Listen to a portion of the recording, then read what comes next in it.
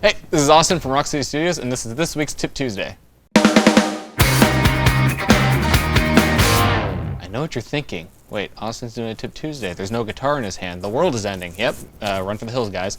No, besides teaching guitar and fixing guitars and all guitar-related stuff I do over here, I also do lights for shows both in and outside of Rock City. This week, I'm going to give you some general lighting tips for when you're doing lighting for a show.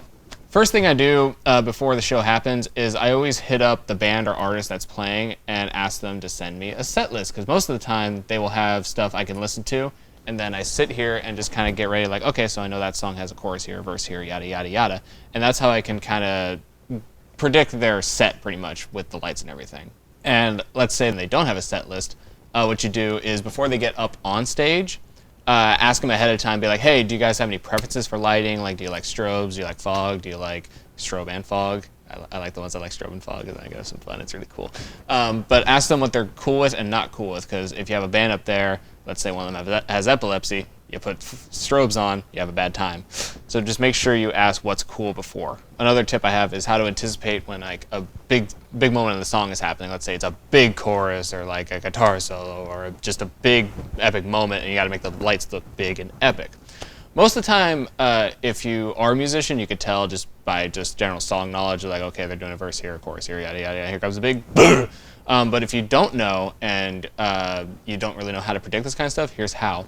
So generally, there will be a tempo in a song, like, you pay attention to that, hear how the song's going and everything, and then sometimes before a big song moment, it'll get kind of quiet, and then you know, okay, I'll dim the lights for this part, and then when it gets a little bit louder, you bring the lights up a bit more, bring the lights up a bit more, bring the lights up a bit more, and then you'll hear everyone in the band hit the big moment at the same time. Turn on some strobes, make the lights move, do something epic like that. Sometimes they'll just stop the song entirely and tell everyone to get into it, and then bam. So it's just hearing the song for what it is, hearing how the momentum of the songs goes, and then just anticipating when it's going to happen. If you have a fog machine, I guarantee you 9 times out of 10 that thing is loud. So you gotta also know when to use it and when not to use it.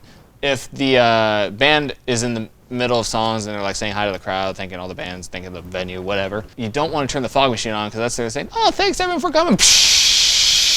It's kind of annoying, rude, and it could scare someone and they could have a heart attack, and then you have a lawsuit on your hands. So don't turn on the fog machine when it's quiet. Usually you want to turn on the fog machine when it's really loud, and then how you can tell when it's time for some fog and when it isn't is the lights will put off a beam, especially in a dark room when the fog is on, because the fog is catching the light and it's making this cool beam and making the lights look even more intense and cool.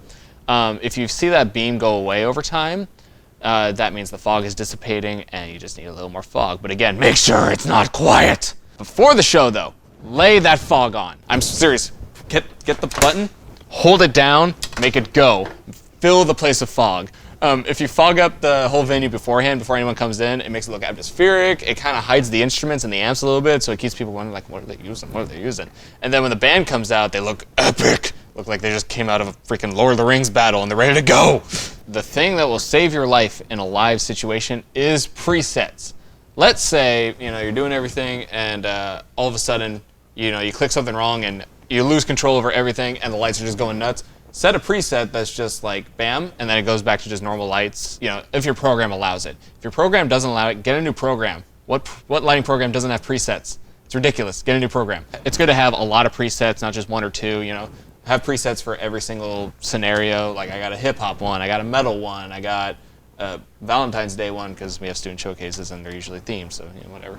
They're really useful to have just in case you're doing something and all of a sudden you press the one wrong button that messes everything up. You can go to your preset, regain some control a little bit, and put a little order in that chaos. My personal most important thing when doing lights is you need to have some sort of horror movie icon next to you, whether it's Godzilla, whether it's Michael Myers, or Cthulhu, or you know, Freddy Krueger. Have a little guy next to you to keep you all happy and everything. That's my most important tip. I guess I hope that inspires you to do some lights, and I hope it was at least somewhat entertaining. Thanks for joining me on this week's Tip Tuesday. Stay tuned for next week.